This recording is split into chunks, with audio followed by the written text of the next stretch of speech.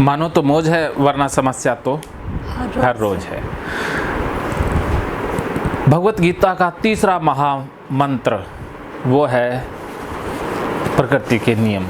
भगवत गीता प्रकृति के नियमों के प्रति हमें अवगत कराती है। चाहे एंजाइटी हो, चाहे डिप्रेशन हो, हम कहीं ना कहीं प्राकृतिक नियमों के खिलाफ चले जाते हैं, अर्थात हमारा जीवन अप्राकृतिक हो जाता है। उसी के कारण ये समस्याएं पैदा होती हैं। तो फिर से एक बार प्रकृति के नियमों से जुड़ने की हमें ज़रूरत है कि जैसे प्रकृति क्या कहती है। जैसे हर इंसान की प्रकृति है, हर पौधे की अपनी प्रकृति है, धरती की अपनी प्रकृति है, सूरज की अपनी प्रकृति है, आग पानी की अपनी प्रकृति है। सब प्रकृति के नियमों में बंधे हुए चल रहे हैं। उसी प्रकार हम प्रकृति से ही बंधे हुए हैं। हम आज़ाद होते हुए भी प्रकृति से ही बंधे हुए हैं। जी। तो यहाँ पर हमारा आना प्रकृति के नियमों के अनुसार है और जाना भी प्रकृति के नियमों के अनुसार है। ठीक है जी। तो हमें यहाँ प्रकृति ने क्यों भेजा होगा? कर्म करने के लिए, कर्म आनंद के लिए। तो इसीलिए हम कर क्या रहे हैं? फिर हम उलझ गए हैं ना। हम बाकी लोगों की टेंशनें ले लेते हैं। तो हमें कर्म करना है, तो उसमें चाहे दूसरा दुखी हो चाहे खुश हो, हमें उससे मतलब नहीं है। अब ऐसा कर्म, जैसे कृष्ण गीता में कहते हैं, सर्व हिताय सर्व सुखाय। ऐसा कर्म जिसमें खुद को भी सुख मिले, दूसरे को भी मिले, अर्थात ऐसा काम जिसमें खुद का भी फायदा, दूसरों का भी फायदा, वो काम प्रकृति का है, मानवता का है। तो आप खुद को जब दुखी कर लेती हैं तो उसके एवज में कुछ भी करेंगी वो अप्राकृतिक हो जाएगा। जी सर। ओके। सामने वाले की खुशी है लेकिन आपकी तो नहीं है। जी सर। तो वो सामने वाले की खुशी हमारी बेईमानी रह जाएगी। जी सर। क्योंकि जब तक हम खुश नहीं होंगे सामने वाले को खुश नहीं कर पाएंगे। जी सर। तो आप अपने आप को पहले खुश रखोगी, उसके बाद किसी और का नंबर आएगा। जी सर। ओके। तो अब से आपने ये ध्यान रखना है। और जो चीज़ आपको दुखी करे उसमें नो कहना प्रकृति का नियम है। जी सर। ठीक है ना। भी प्रकृति के नियम कभी भी यस नहीं कहते। ऐसा नहीं कि कोई बंदा ऊपर कुछ भी फेंक के प्रकृति कहेगी कि यस आने दो आने दो, यस नहीं कहती ना।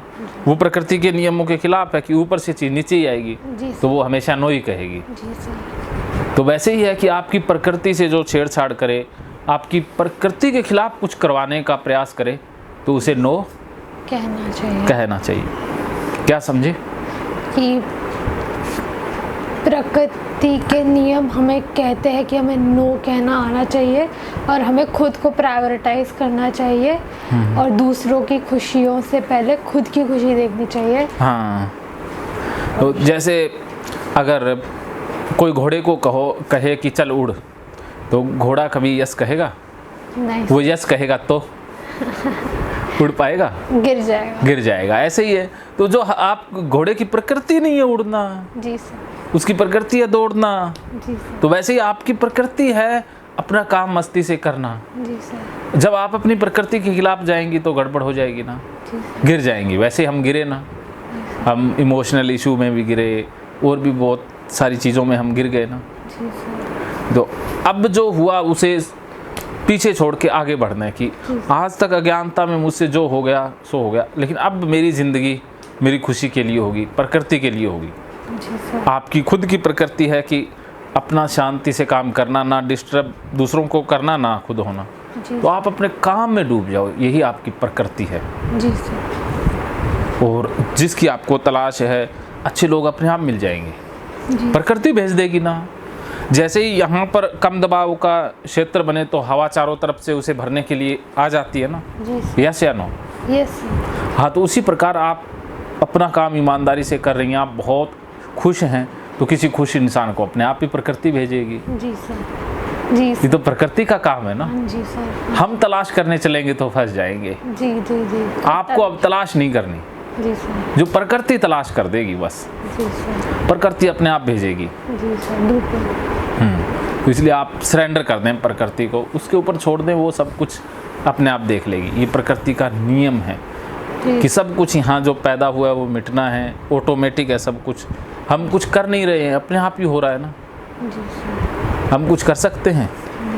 आप खाना खाती हैं, मैं खाना खाता हूँ, क्या हम पचाते हैं या अपने आप पचता है? अपने आप पछता है। हाँ, तो जब खाना हम नहीं पचा सकते, कुछ नहीं कर सकते, तो इस दुनिया में हम कुछ कर तो है सही सकते ही नहीं, तो क्यों फिर अपने आनंद के रास्ते में आए? जी सर। प्रकृति का नियम हमें कहता है कि खुश रहो बस। जी सर। इससे रिलेटेड एक बहुत अच्छी किताब है, किताब पढ़ लेती हो ना? हाँ जी सर। तो आपने किताब का नाम याद रखना है, the top 5 regrets of dying people. English पढ़ना अच्छा लगता है या हिंदी? इंग्लिश। तो इंग्लिश में ये टाइटल है, जी sir. The top 5 regrets of dying people. वो एक ऑस्ट्रिया की नर्स है, उसने वो किताब लिखी थी। जी सर। उसमें वो लिखती हैं 5 रिग्रेट जो मरने वाले हैं। जी सर। वो एक नर्स हैं, वो जो नियर डेथ लोग हैं जी सर। उनकी वो देखभाल करती है, जी सर। उनकी वो देख रेख करती है। जी सर। जैसे अपने यहाँ तो नहीं है, विदेशों में एक पंगा होता है, लफड़ा होता है जी सर। कि अब बच्चे काम कर रहे हैं, सब कुछ कर रहे हैं, कोई मरने वाला है जी सर। तो उसके लिए केयर टेकर वो रख देते हैं जी सर। कि वो उसकी देखभाल करेगा। जी सर। ऐसा होता है ना, हमारे यहाँ तो परिवार वाले ही करते हैं, जी सर। लेकिन वहाँ पर एक बाहर से हायर कर लेते हैं। जी सर। तो उस लड़की का वही काम था, तो वो उन बूढ़ों से बूढ़ियों से बातचीत किया करती थी, अच्छा। क्योंकि उसका तो काम यही था अभी उनका नहलाना, खाना पीना, शू पोटी साफ करना और उनका टाइम पास करना। हाँ जी। तो रात की ड्यूटी अलग नर्स होती थी, दिन की अलग, ऐसे शिफ्ट चलती थी उनकी। तो वो जब भी उन बूढ़ों से बात करती तो वो पूछने लग जाती टाइम पास के लिए कि आप अब मरने वाले हो कुछ ही दिनों में, कुछ महीनों में। हाँ जी। तो वो पूछते कि आपके मन में क्या रह गया। तो सारे जो बताते गए उसमें 5 पैटर्न उनको दिखाई दिए, 5 पैटर्न जी सर। कि बूढ़े बदल रहे थे लेकिन 5 चीज़ें सारे ही बता रहे थे। उसमें से पहला रिग्रेट था, वो 5 रिग्रेट थे। पहला रिग्रेट था कि काश मैं अपने आप को खुश रख पाता, जी सर। कि ज़िंदगी बीत गई खुशियों के चक्कर में, जी सर। लेकिन खुश में रह ही नहीं पाया। जी सर। अब मर रहा हूँ, अब ये मलाल है कि काश मैं खुद को खुश रख पाते। हाँ, तो अब फिर वापस नहीं आता ना वक्त, जी। यही समय है।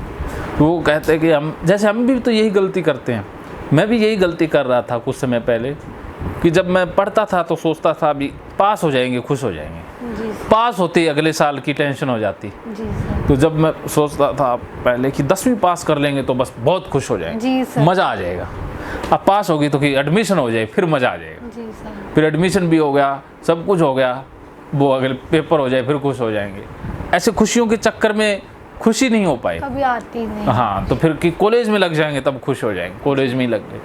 फिर लगता था कि भाई जॉब लग जाएगी, खुश हो जाएंगे, जॉब भी लग गई, कुछ नहीं हुआ। फिर कहते शादी हो जाएगी, अब शादी होगी, फिर सोचते हैं कि बच्चे हो जाए तो खुशी आ जाएगी। बच्चे हो जाते हैं, फिर सोचते हैं कि इनकी पढ़ाई लिखाई हो जाए, खुश हो जाएंगे। पढ़ाई लिखाई के बाद आता है कि इनकी शादी हो जाए, खुश हो जाएंगे। शादी के बाद आता है कि इनके बच्चे हो जाए, पोते पोती देख लूँ, खुश हो जाएंगे। तो इस चक्कर में क्या है कि लास्ट में पता लगता है खुश तो हुए नहीं। फिर सोचते हैं कि अब इतने साल या ज़िंदगी निकल गई बिना खुशी के, अब चलते हैं अगले जन्म में खुश हो लेंगे। तो आज और यही वक्त है खुश होने का। जी सर। पोस्टपोन मत कीजिएगा खुशियों को। जी सर। जो आपको अच्छा लगता है, खाना पीना, जी। घूमना, आप इसी जन्म में पूरा करें, जी सर। क्योंकि हमेशा ये शरीर नहीं रहेगा, ये बुढ़ापा आ जाएगा। अब मेरे को घूमने का मन करता है, मैं घूम आता हूँ, जी। क्योंकि पता नहीं कल का, हाँ जी। कल का कोई भरोसा थोड़ी ना है, कल हो ना हो। जी सर। कल का कोई मैंने एफिडेविट पर थोड़ी ना लिखवाया है जी सर। कि कल मैं रहूँगा। जी सर।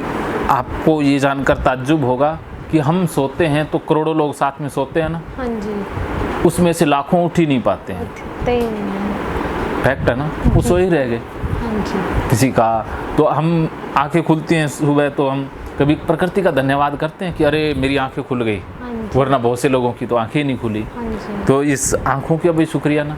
हाँ जी। तो ये ग्रेटिट्यूड हमें रखना है। फिर ये काश नहीं रहेंगे। इन 5 काश को हटाने का एक ही तरीका है कि धन्यवाद से भर जाओ। ग्रेटिट्यूड, जो मिला प्रकृति ने अच्छा दिया। तो पहले मैं ग्रेटिट्यूड पर आने से पहले इन 5 को जिक्र कर देता हूँ, बीच में बात और आगे बदल जाएगी नहीं तो। दूसरा रिग्रेट था कि काश मैं वो काम करता जिसमें मुझे आनंद था।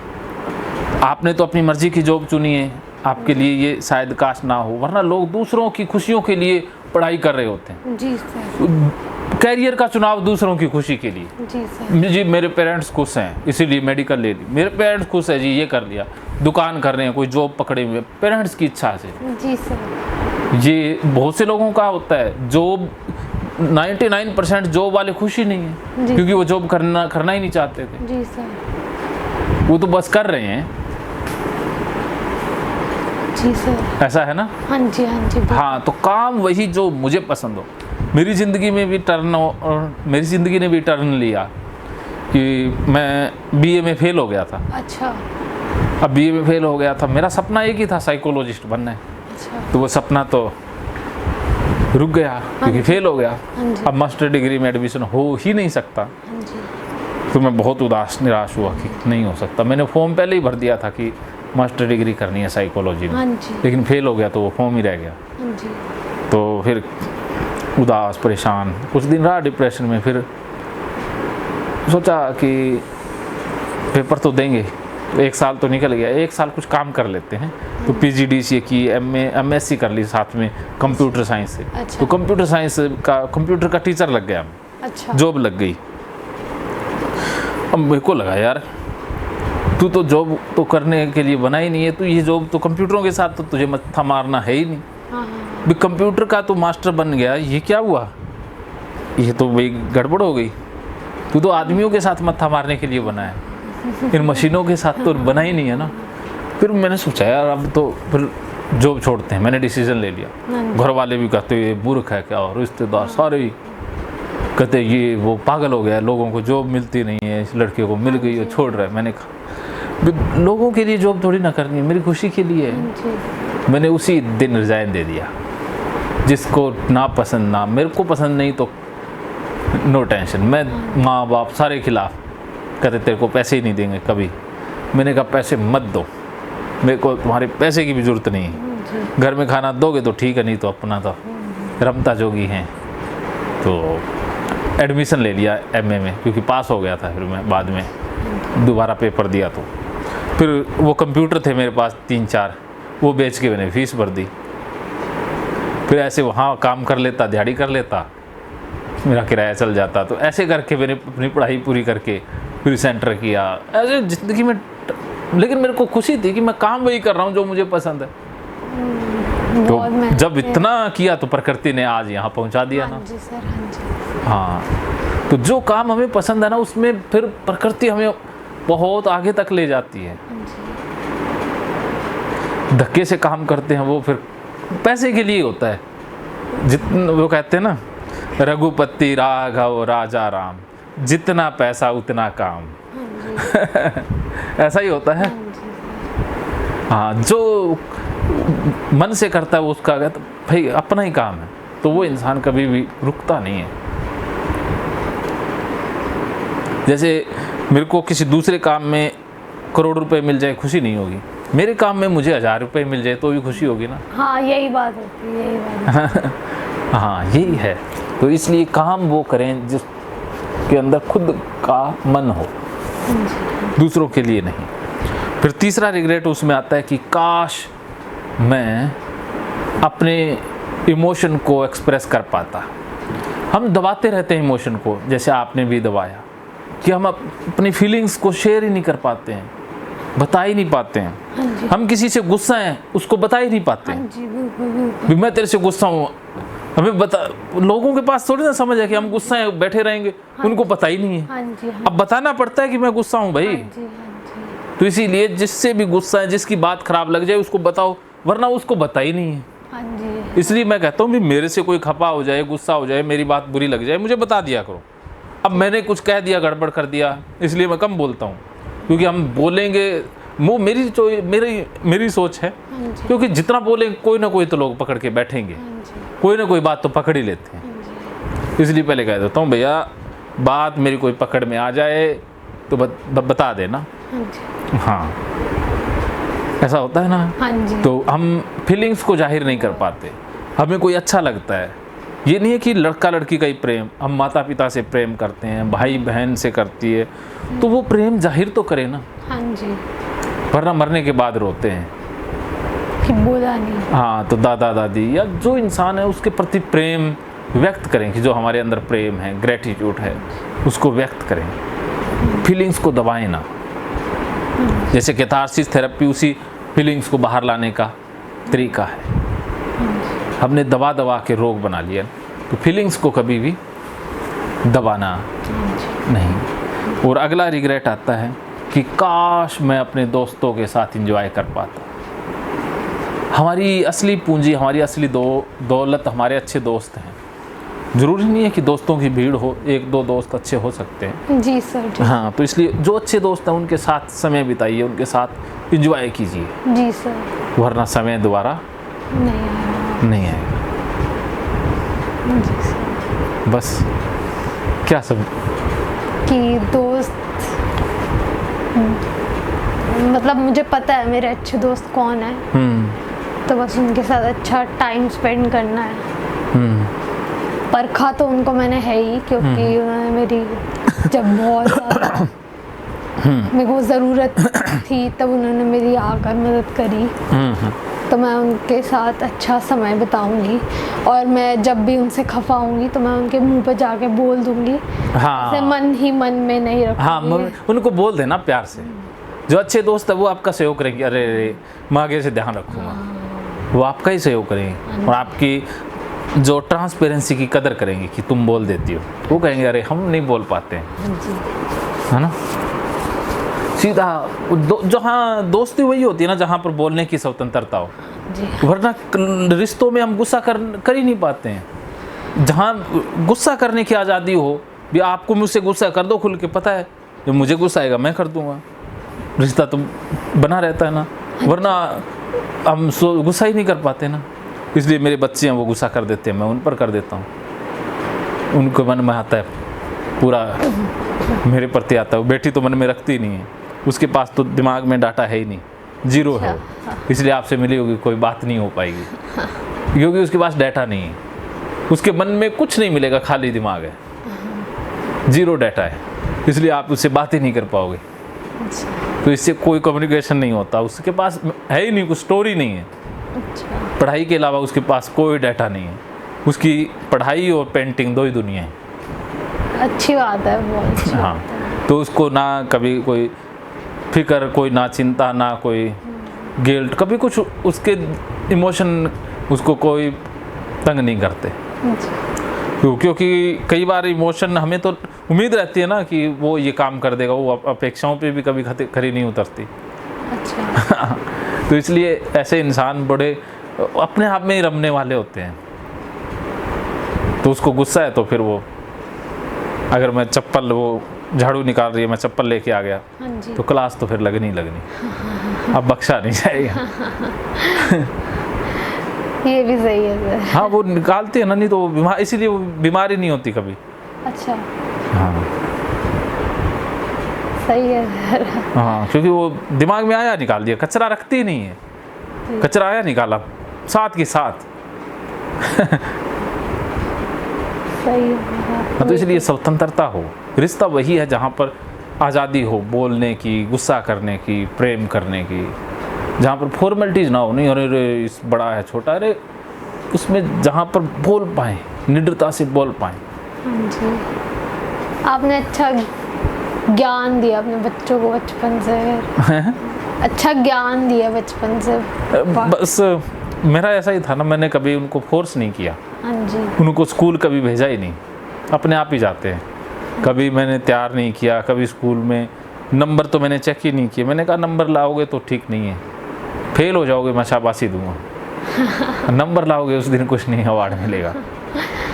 हाँ, फ्री छोड़ देना। हाँ, तो इसलिए पढ़ोगे तो आ जाएंगे। वो बच्ची तो पढ़ लेती है, बेटा अपनी मर्जी से जीता है। जिस दिन कहा छुट्टी मारनी है मारो छुट्टी, ऐसा नहीं है, बच्चों का मूड है छुट्टी मारने का, धक्के से उनको तैयार करके भेज देते हैं। मैंने कहा छुट्टी मारने का मूड है, मारो छुट्टी, बस्ता फेंको, अपना एंजॉय करो। जिस दिन मन करे स्कूल चले जाओ।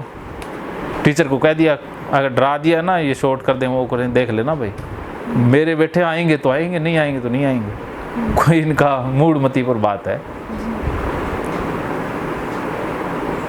ऐसा ही मैं हूँ, कोई शादी विवाह में मेरे को मूड नहीं, मैं नहीं जाता। मूड है तो चला जाऊंगा।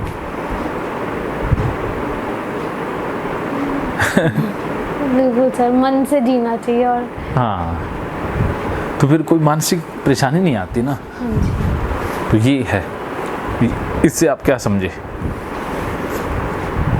कि आपने 3 चीज़ें इसमें बताई मेरे को। कि जो भी मन में है अपने दोस्तों को बता दो। और एक और था कि कोई बात नहीं, आपको याद आ जाएगा। रिग्रेट्स तो याद नहीं रहेंगे क्योंकि वो भूल जाते हैं। रिग्रेट्स मैं दोबारा बता देता हूँ। काश मैं खुश रह पाता, खुद को खुश रख पाता। अच्छा हाँ, जो आपने वो स्टोरी बताई थी कि हमें, जो आपने एक स्टोरी बुक भी बताई थी मेरे को, कि हमें हमेशा इस पल में खुश रहना चाहिए, कि हमें आगे जाके दुख ना हो, अपने बुढ़ापे में दुख ना हो, कि हम अपने यंग एज में खुश नहीं रहे।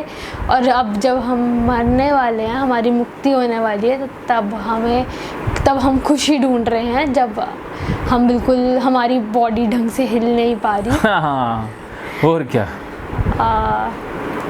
और आपने एक और बताया था इसमें कि फ्रेंड्स के रिलेटेड था। और जो मन में है वो बोल दो। और